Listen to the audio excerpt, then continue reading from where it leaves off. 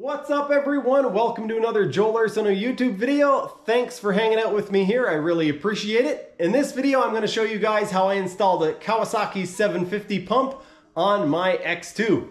You can do the same thing on a SX 650, but the process will be a little bit different because they have a different ride plate for sure and possibly a different intake rate. I'm not sure about that though. The reason why you would want to do this modification is because the original pump on the 650s has a built-in shoe that has to be glued into place. Because it has to be glued into place, that means when you remove it, you have to cut that glue out.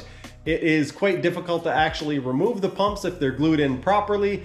And then once you go to install it again, you have to cut all that glue away, clean up the surfaces, put the new glue on, and then wait usually 24 hours for that glue to set up properly before you can actually go and ride. So to avoid all of that nonsense, you can use a Kawasaki 750 pump, which has a rubber gasket on it. Once you bolt it into place, it seals up. Unfortunately, it's not as simple as bolting the 750 pump in place and taking your jet ski out onto the water. There are some modifications that you have to make, and so I'm going to be going over that here. I have seen a few blog posts and online articles about people installing 750 pumps on 650s, and there are a couple of different ways to go about doing this, but I think that my way is the best way and also a little bit easier than what other people have done. Of course, I'm a little bit biased, so take that with a grain of salt, but I will show you guys how I did it. I have taken this out on the water and tested it several times. It's worked flawlessly, and I'm running an 1100 triple in here, so I'm putting a lot of power and torque through there. No problems. Let's get into it. I'm gonna have to ask you guys to ignore the fact that this 650 pump has the pump shoe cut off of it. That will become pretty obvious why that is later on in the video, so just ignore that for now. This is a 650 pump and this is a 750 pump. They look fairly similar other than this weird shape here on the 750, and that is what actually allows you to use a gasket and seal it into place. So the difference between these two pumps, or a difference that you're going to have to deal with at first, is the fact that the impellers and bearing surfaces are offset slightly. I'll try to explain as best as I can what I mean by that. I don't have a 650 impeller right here now, so I'm gonna have to use the 750 one to explain it, and you guys will just have to trust me. If I use a straight edge and put it across where the impeller bolts down to the axle or shaft, you can see if I use this straight edge, the distance between the tip of the impeller blade and the straight edge is about 3/4 of an inch, about 20 millimeters, 19 millimeters, something like that. And the 650 is substantially less than that. The gap between this blade and the bearing surface is a lot less. So what that means is if we use a 650 impeller in the 750 pump, it will actually make contact around the surface on the outside here. What a lot of people end up doing because of that is they use a 3mm washer or spacer. They put that in there first and then they put the impeller on. The problem is that your shaft, your drive shaft goes into the impeller here, and if you put the 3mm spacer, that means that your impeller is 3mm offset, and then you're going to have to move your pump 3mm to compensate for that. And so what a lot of people will do is cut out the holes, elongate the holes so that you can actually shift your pump. But once you do that, that means you have to start shifting everything. So the pump doesn't sit in the right place, so then the gasket surface doesn't sit in the right place, and that means you have to modify the gasket surface on your X2, and you have to start changing a bunch of other things. So what I decided to do instead of putting a 3mm spacer on is this. There's a very harsh transition in the pump between the slip ring and the stator vanes, and so I basically put an aggressive taper on there. I'm going to now put some more red marker on there, screw the impeller on, and see if we have contact anywhere. Impeller going into the pump.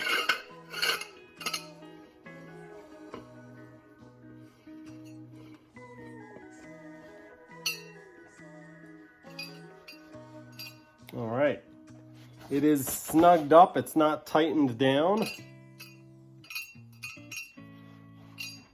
It might have some slight contact when I fully tighten it up. But as you guys can tell, no major contact there for sure. So I think I'm good. I thought I would point out something that might not be terribly obvious, but will be very helpful for anyone who is trying to do this on their own, and that is that I actually had the impeller removed while I was doing the fitment of the pump. So first, you're going to want to make sure that you get the impeller fitted to the pump, test fit the pump into your ski and make sure that it fits. The next thing that you're going to want to do is remove the impeller, get it out of the way, because all it's going to do is make it harder to get the pump on and off every time, and you're going to have to put it on and off several times for fitting everything else. So do yourself a favor, remove the impeller, and then you can put it on before final assembly. When I say test fitting, also I should point out here that when you do your test fitting, don't use the rubber gasket. We'll talk about that later. And even though it bolts directly up, it needs a pump shoe. So I ordered this pump shoe from Pro Watercraft. Anyway, I ordered this one and it says that it may need some modification to the hull or this. In order to make this fit, you need to do the 2 cuts on the side that I did there. Then you need to re-profile them so that you don't have a jagged edge here. Then you need to either allow it, you just need to accept that you're going to have about 1/4 of an inch of water just slamming into the front of your pump. So that won't work. So then you need to grind away more of this to get the pump shoe to fit up in there. And then it will fit and actually line up with the pump, but then it will be about 1/4 inch too high here. And what that will do is allow the water to just slam into the front of the ride plate. Because this right now is even with the bottom of the ride plate, but if you lift this up, it'll just slam into that. So then you need to either taper the front of your ride plate or add something to the bottom of this. That won't work because nothing will really stick to this.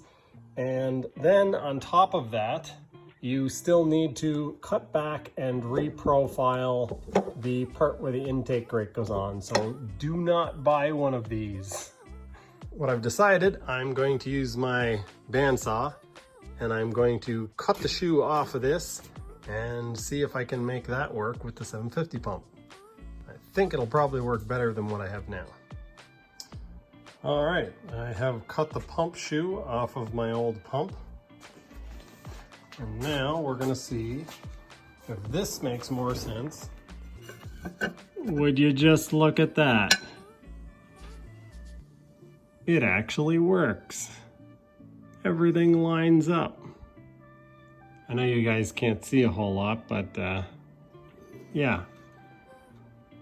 I'm going to epoxy this in place and call it a day. I don't know how the shoe is supposed to seal against the pump though. That is a question. But it doesn't look like they really do on the 750 from what I can tell. So I think I've answered my own question because this is the gasket for the pump and this is the pump shoe. And yeah, they don't even try to seal the shoe to the pump. There is no sealing going on whatsoever there. So I don't think I have to worry about that. I think I just need to glue or epoxy my pump shoe into place. I'll sand the edges all smooth and make sure that it fits nice up against here. Just in case anyone else is thinking about doing this, I thought I would show you guys exactly where I cut the pump shoe off of the 650 pump. So you can see the original threaded hole for the intake grate, and I've cut through so that it's right at the edge of that. So if we flip this over, you can see I've cut just on this side of the threads so that it's contacted those threads. Because I'm using a bandsaw, I was able to cut it off straight and I just had to touch it up with a file, but If you're not sure that your cut is going to be nice and perfectly straight, leave yourself a little extra material, and that way you can basically file it or sand it into shape so that you don't end up with a big gap between your new pump and your pump shoe off of this. And now it's time to thank today's sponsor. Today's video is brought to you by the Jet Ski Brothers. Kinda, but not really. I just wanted to jump in here and let you guys know that I am working on some videos of the new projects that I have, but I just had a backload of footage and I wanted to get this pump video out because a few people have been asking about it. As you can see, the C-Rat has a little bit more damage to the front of it here than usual. I will have a video coming out on that sometime. There is a pretty neat story behind that, not necessarily just the damage, but the C-Rat itself. And I've also been working on the 1500 engine, the crash. I've had all of the 900 engines apart, so stay tuned. I will have lots more stuff. Thanks to the Jet Ski Brothers for being the Jet Ski Brothers and hooking me up with all this stuff. I had an amazing time hanging out with those guys. They're all very awesome, friendly people. If you guys don't know who they are, be sure to head on over to their channel and check them out. And yeah, let's get back into the video. I've got the pump shoe held in place with a couple pieces of cardstock so that I can still move it around, but it doesn't just fall out on the ground. I installed these 2 bolts into the 750 pump. I did have to file the intake grate a little bit, less than 1 millimeter on each side. So I have the intake grate installed, I have the pump installed, and I have the pump shoe sitting in place. What I'm going to do is get it exactly where I want it, put a couple of dollops of JB Weld, and then once that cures up, I'll take everything else off and then I'll mix up a batch of thickened epoxy. Do the strengthening part of it first where I lock it into place so it can't go anywhere, and then I'll come back over the top of it and do a bit of a finishing coat and make sure that the edges are as smooth as possible between the transitions. The JB Weld has now cured up. I've got 4 spots of it. 1 here, 1 here, 1 here, and 1 on the other side. I pulled the cardstock out so the pump shoe is basically floating in space except for these 4 JB Weld spots. So I'm going to clean this up all real nice with some acetone and brake clean. And then I'm going to remove the pump, mix up some thickened epoxy, and the first thing I'm going to do is jam a bunch of it in here and make a nice transition between the shoe and the hull. That'll be nicer than the factory setup. And then I'm going to probably put some in from behind once I get the pump out. I've now removed the pump and you can see there is a huge cavity here. So I can glue this not only from the outside, but I can get a bunch of epoxy in here.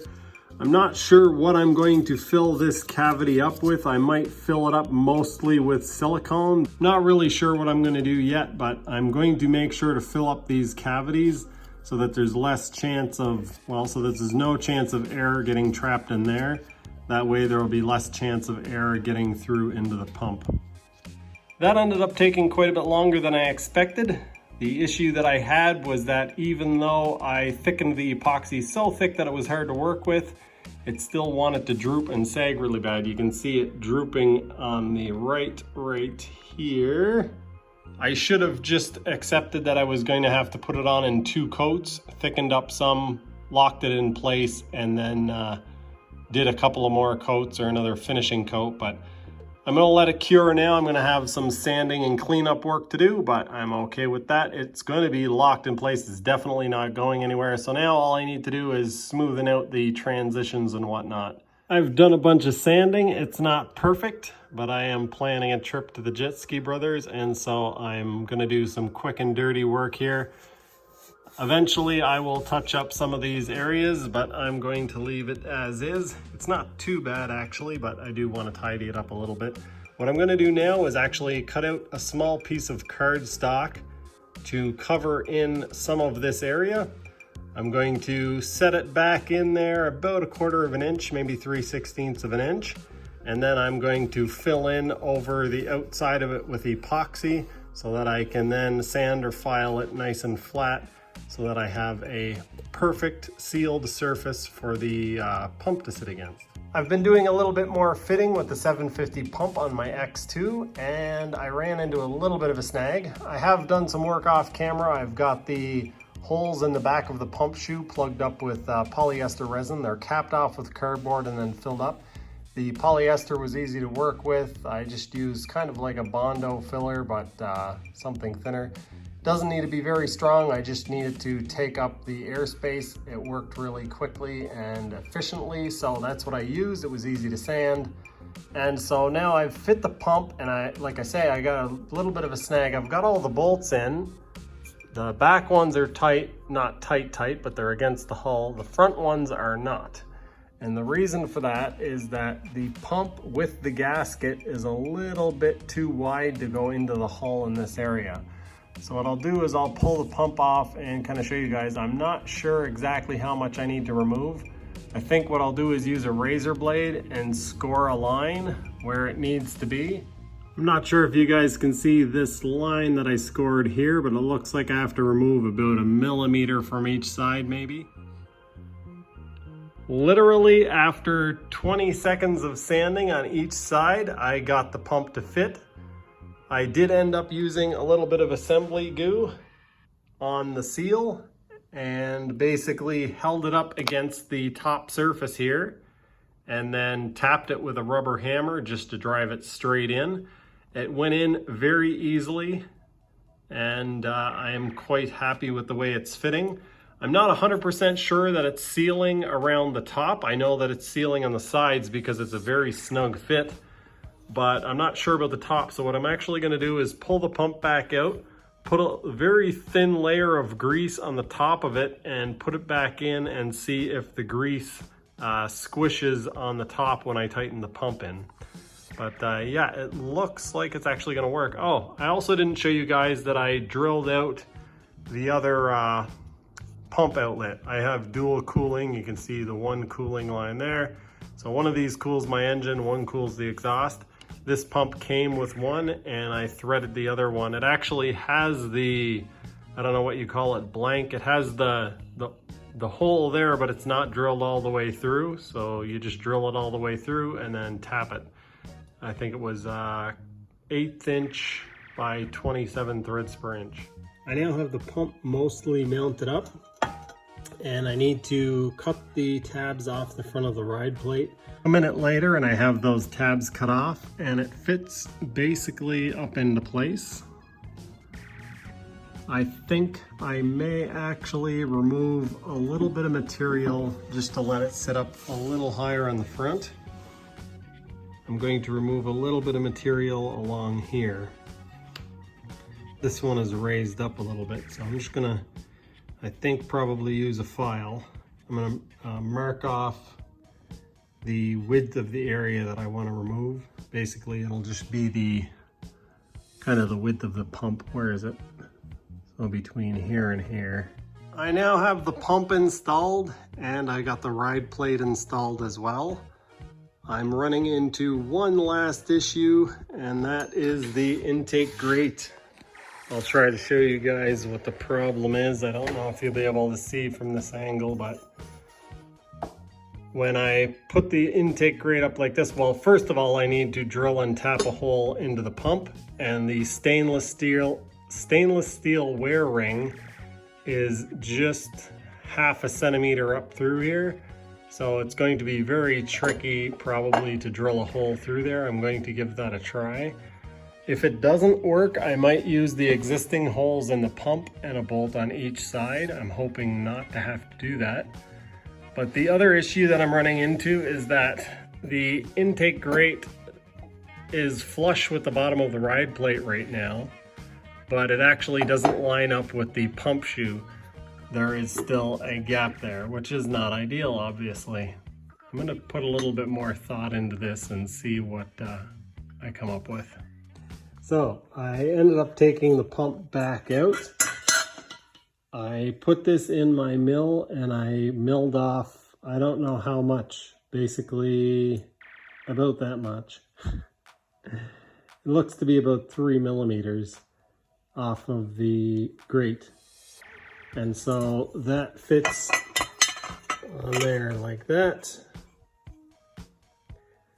And then, as you can see, I now have a hole drilled and tapped out here. I tried to do this on the ski, but the stainless steel wear ring was too hard to drill through with a normal drill bit, so I ended up taking it out, putting it in my mill, and using an end mill to drill through it.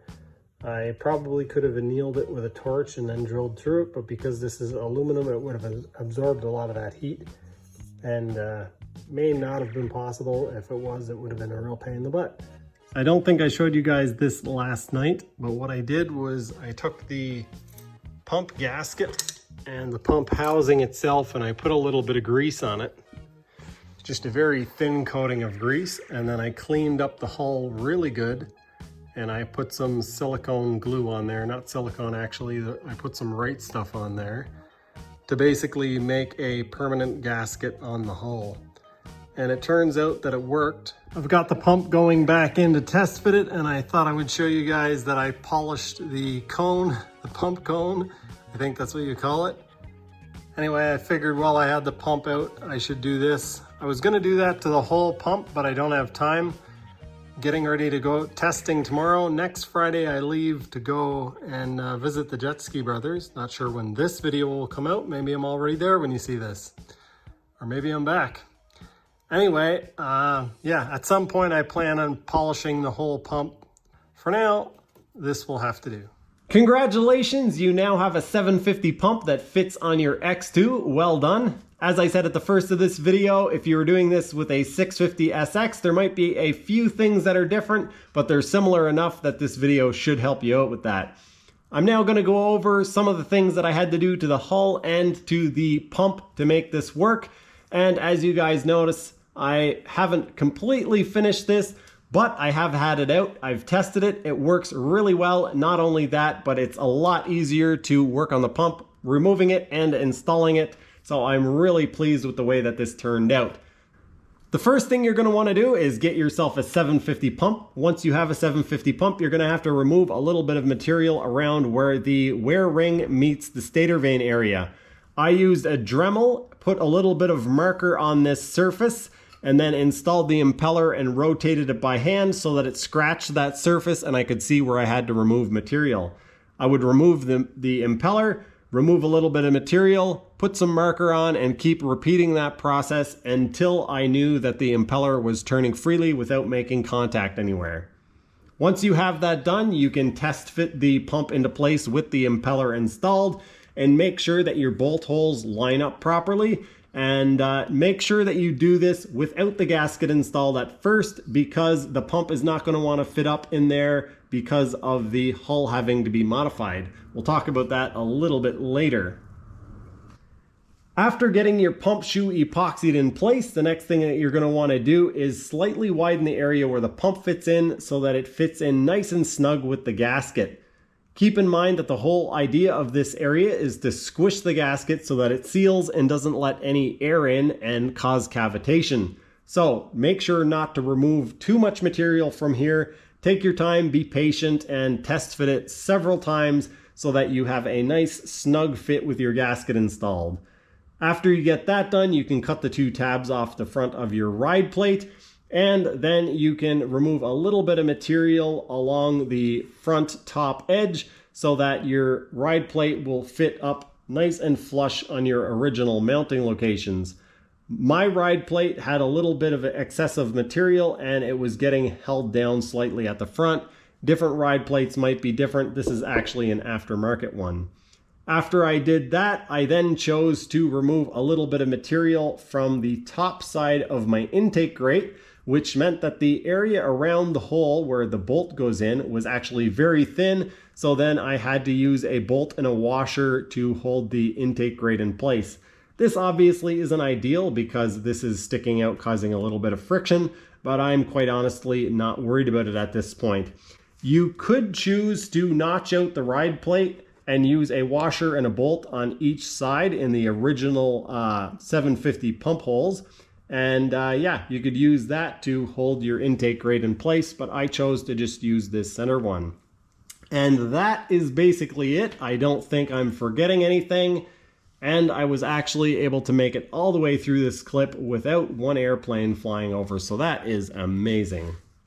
As I've already said, I've had plenty of opportunity to test the 750 pump, and I'm really happy with the way it works. For those of you who saw me riding at the Jet Ski Brothers, all of that riding was done with this pump installed, so I think it's pretty obvious that it works really well. Not only does it work well, but it's a lot easier to take off and put on, and because I'm a tinkerer, I tend to do that stuff a lot, and so I should have done this a long time ago. I know a bunch of you have told me that, and you were right. That is going to do it for this video. I hope you guys enjoyed. If you have questions about this project or are doing it yourself, feel free to ask me about it in the comment section below. Let me know what projects you're working on, if you got anything going on at home. And also, if you want to support my projects, I do have a Patreon account. Link is in the description below. I also have a secondary YouTube channel that I put up extras, outtakes, and just stuff that's not necessarily related to jet skis or just random nonsense. The name of that channel is Lowered Expectations, and the link for that is also in the description below. Thanks so much for watching. I appreciate every one of you. I will see you next time.